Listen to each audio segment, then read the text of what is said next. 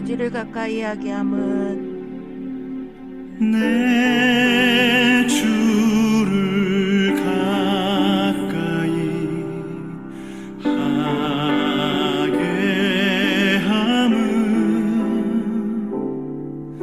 십자가 짐 같은 고생이나 내 일생 소원은 늘 찬송하면서 주께 더 나아가기 원합니다. 내 고생하는 것 옛 야곱이 돌베개 베고자 갔습니다.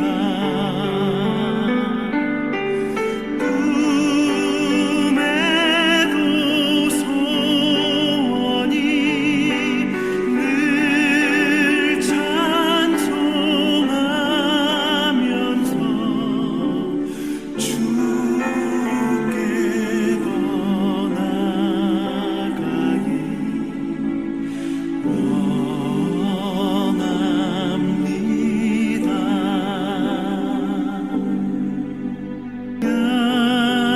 야곱이 잠 깨어 일어난 후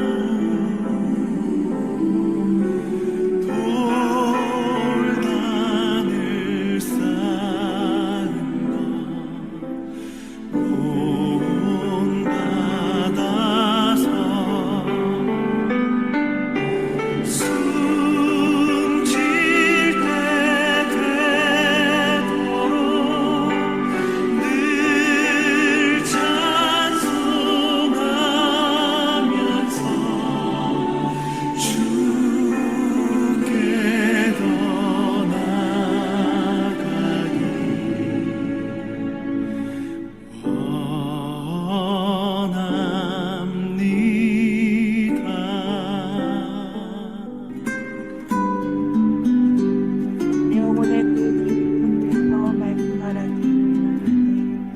내 영혼의 그 깊은 데서 맑은 가락이 울려나네. 하늘 곡조가 언제나 흘러나와 내 영혼을 고이 싸네.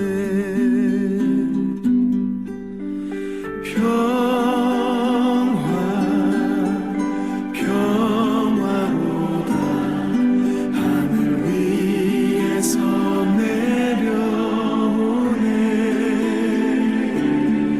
그 사랑의 물결이 영원토록 내 영혼을 덮으소서. 내 맘속에 솟아난 이 평화는 깊이 묻힌 보배로다.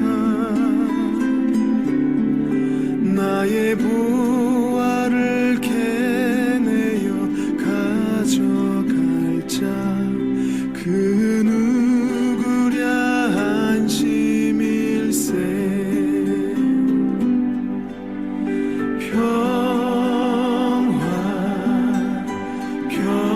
평화로다 하늘 위에서 내려오네. 그 사랑의 물결이 영원토록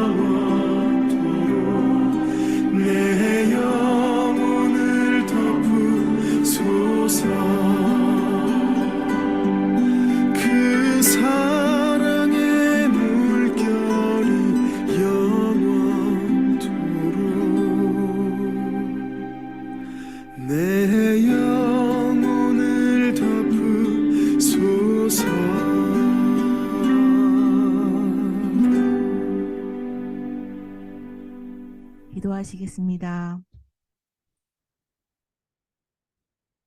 은혜와 사랑이 풍성하신 하나님 아버지, 감사합니다. 농부들이 비를 기다렸는데 비를 주심에 감사합니다.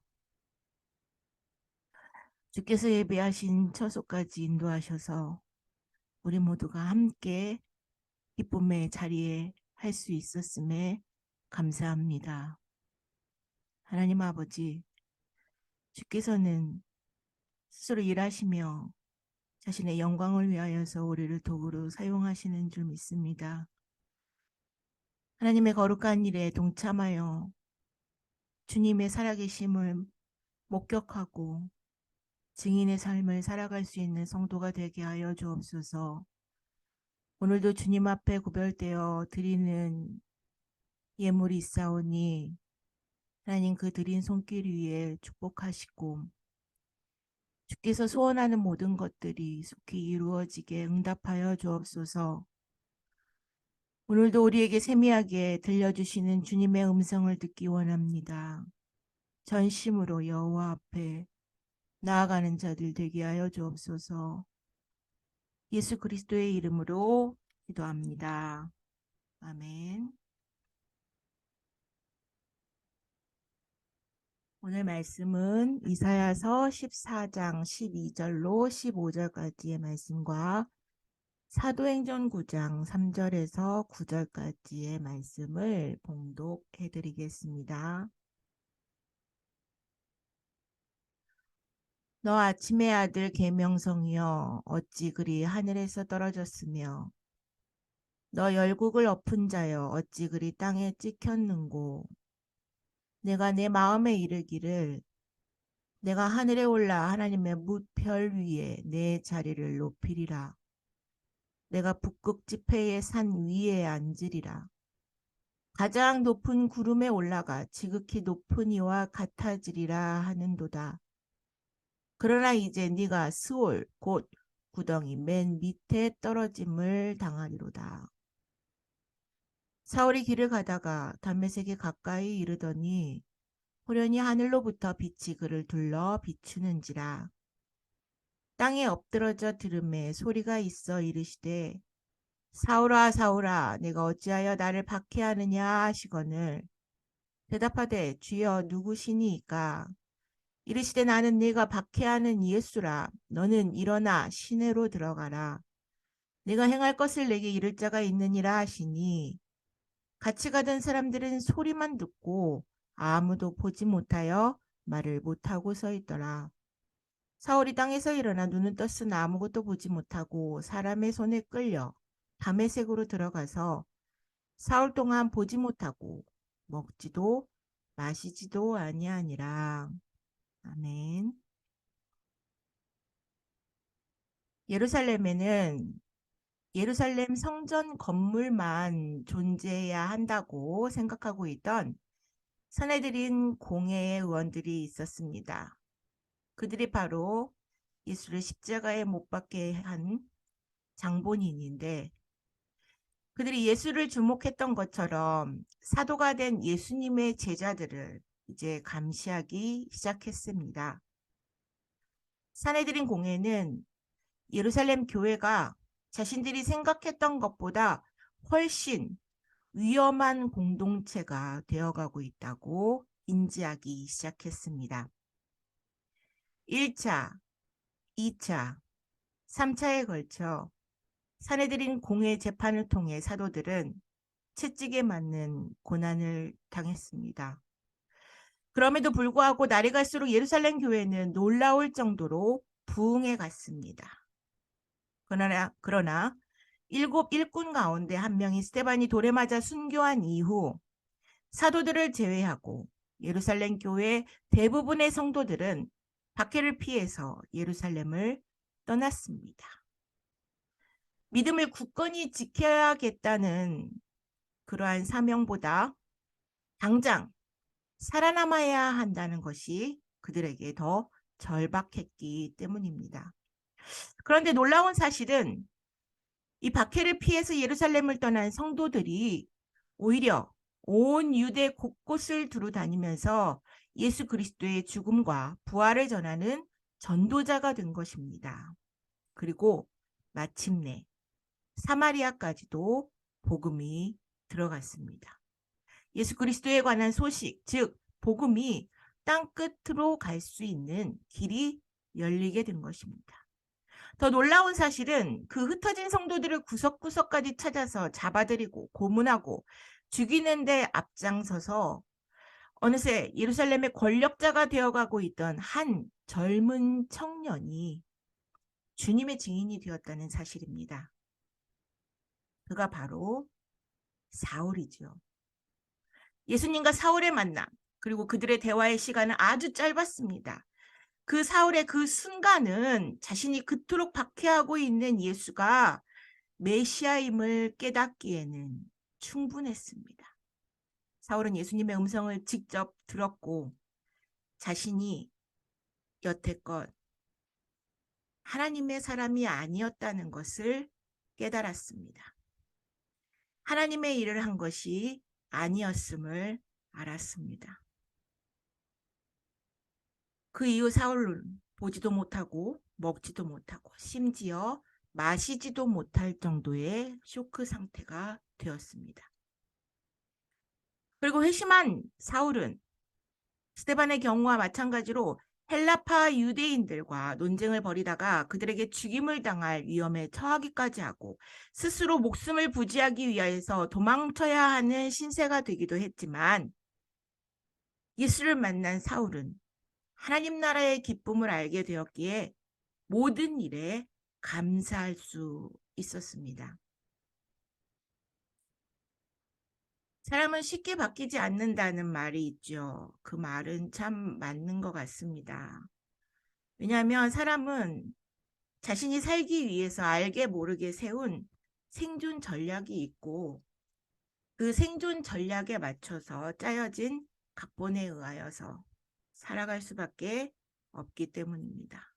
그 생존 전략이 옳은지 그른지 그것은 별로 중요하지 않습니다. 오히려 내가 살아남을 수 있느냐가 더 중요하기 때문에 어떠한 상황에서도 심지어 하나님 앞에서조차 자신의 그 생존 전략의 끈을 놓지 못합니다. 사울도 예수 그리스도를 믿는 성도들을 박해하는 것이 자신의 생존 전략이었고 사회적인 성공 가두에 오를 수 있는 지름길이었습니다. 점점 그 자신의 생존 전략이 성공하고 또 자신의 명성과 위치가 높아질수록 자신이 택한 길은 더 확고하게 굳혀졌습니다. 성도들의 입장에서 사울은 치가 떨릴 정도의 사람이었지만 종교 지도자들과 많은 유대인들에게 사울은 우러러 칭송할 만한 존재였습니다. 하지만 그 모든 생존 전략도 사회적인 위치와 명성도 예수를 만난 그 순간 와르르 무너졌습니다. 사울은 한동안 아무것도 볼 수 없는 어두운 터널을 지나면서 식음을 전폐하고 자신과 직면하는 씨름의 시간을 갖게 되었고 마침내 선지자 아나니아를 통하여서 다시 눈을 떴을 때에 그는 이전과는 전혀 다른 차원의 그리고 전혀 다른 가치관을 가진 회심의 사람이 되었습니다.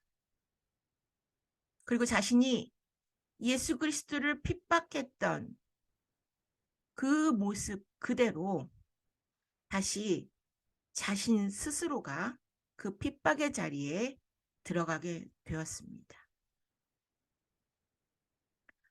한 사람 한 사람은 하나님 나라에서 그 누구로도 대체할 수 없는 특별한 존재입니다.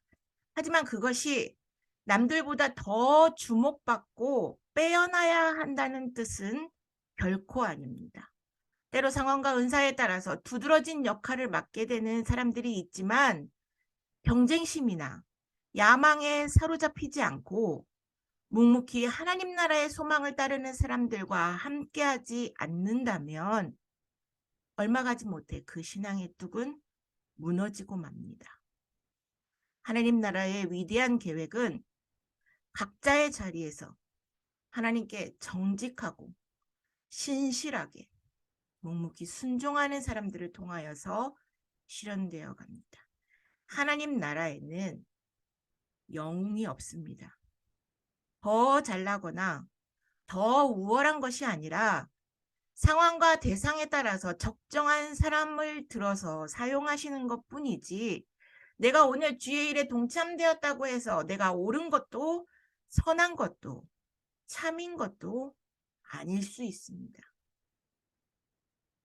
어쩌면 주님 보시기에 더 악하고 거짓의 사람일 수도 있습니다. 대단한 믿음이 있는 것처럼 보이지만 하나님과는 전혀 무관한 내가 세운 계명성의 자리에 우뚝 서서 하나님을 기만하고 주의 사람들을 업신여기며 가증스러운 모습으로 살아가고 있지는 않는지 자신을 돌아보기 바랍니다. 사울은 어디에 내놔도 뒤처지지 않을 만큼 자신의 학력을 내세울 수 있는 자였습니다. 누구보다도 하나님의 일을 열심히 한다고 자부할 수 있는 자였습니다. 그런데 예수를 만난 순간 사울은 그 누구보다도 무능하고 무력한 자신을 발견합니다. 그리고 충분히 지식과 능력이 출중했던 그가 철저히 낮은 자의 모습으로 오랜 시간 주의 사도들에게 묻고 다시 배우며 사도들에게 인정을 받은 그 거친 시간 후에야 비로소 조심스럽게 자신의 선교 행보를 시작할 수 있었습니다. 우리도 사울처럼 하나님의 일을 한다고 자부합니다. 그런데 만약 마지막 날에 주님이 내가 너를 도무지 알지 못한다고 말씀하신다면 얼마나 허망하고 얼마나 허탈할까요? 오히려 네가 나를 핍박하였다고 말씀하신다면 얼마나 참혹할까요? 여전히 자신의 생존 전략이 무너지지 않고 믿음을 가장한 경쟁심과 시기심과 질투에 사로잡혀 있다면 나는 하나님 나라의 사람이 아닙니다. 예수를 만난 사람이 아닙니다. 십자가에 죽은 것이 아닙니다. 그리고 잠시 주의 일에 사용될 수는 있겠지만 어쩌면 바깥 어두운 데 내쳐져서 슬피 울며 이를 갈 수밖에 없을지도 모릅니다. 우리 함께 예수를 만난 사람처럼 살아갑시다. 예수를 믿는 사람처럼 살아갑시다. 나는 없어지고 오직 예수로만 삽시다. 기도하겠습니다. 사랑이 많으신 하나님 아버지 감사합니다. 내가 예수로 산다고 자부하면서도 나의 생각과 나의 욕심에 철저히 지배되어 살아가고 있는지 주 앞에 고백합니다. 하나님 아버지, 긍휼을 베푸시고 낮은 자의 모습으로 오셨던 그 예수가 나를 다시금 회개의 자리로 이끄셔서 주 앞에 온전한 사람으로 설 수 있도록 가르쳐 주시고 깨우쳐 주시기를 간절히 소망합니다. 주님 앞에 신실한 종이 되기를 소망하며 예수 그리스도의 이름으로 기도합니다. 아멘. 하늘에 계신 우리 아버지여, 이름이 거룩히 여김을 받으시오며 나라의 마옵시며 뜻이 하늘에서 이룬 것 같이 땅에서도 이루어지이다. 오늘날 우리에게 일용할 양식을 주옵시고 우리가 우리에게 죄진 자를 사하여 준 것 같이 우리 죄를 사하여 주옵시고 우리를 시험에 들게 하지 마옵시고 다만 악에서 구하옵소서. 대개 나라와 권세와 영광이 아버지께 영원히 있사옵나이다. 아멘. 오직 예수로만 살기를 소망합니다. 하나님께 영광을 돌립니다. 이게 마쳤습니다.